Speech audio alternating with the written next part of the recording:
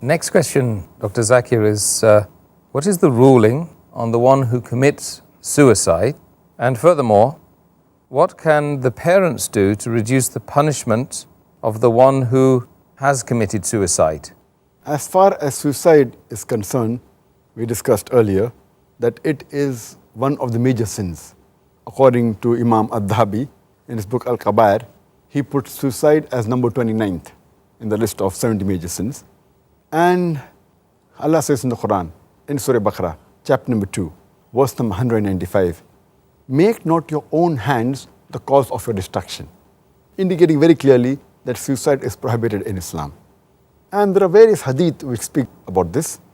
It's mentioned in Sahih Bukhari, volume number 7, hadith number 5778, where the beloved Prophet Muhammad Sallallahu Alaihi Wasallam said that whoever throws himself from the mountain and falls and dies, he will keep on falling perpetually in the hellfire forever.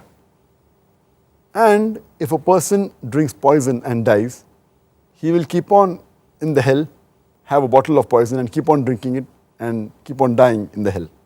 And if someone stabs himself, then in the hellfire, he'll keep on stabbing himself forever.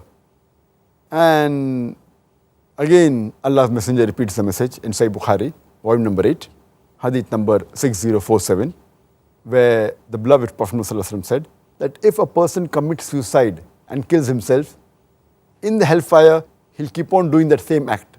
He'll be found in the same way in the hell. The same way he killed himself, he will have the same action done in the hell.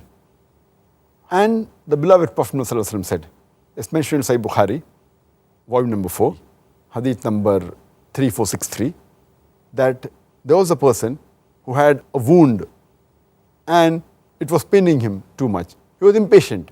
So he takes a knife and he cuts his hand and then he bleeds to death.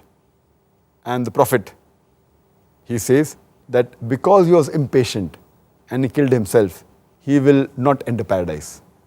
And a similar hadith is mentioned in Sahih Muslim, volume number 2, in the book of Salah, hadith number 2133, that a person was brought to the Prophet who had killed himself with a broad-headed spear. And he had committed suicide.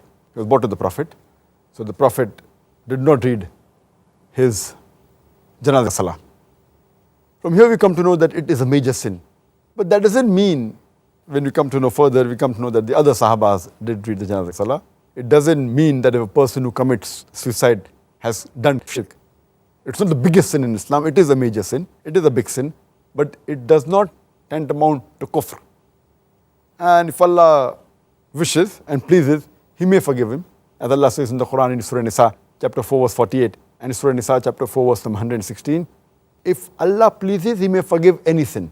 But the sin of shirk, He'll never forgive.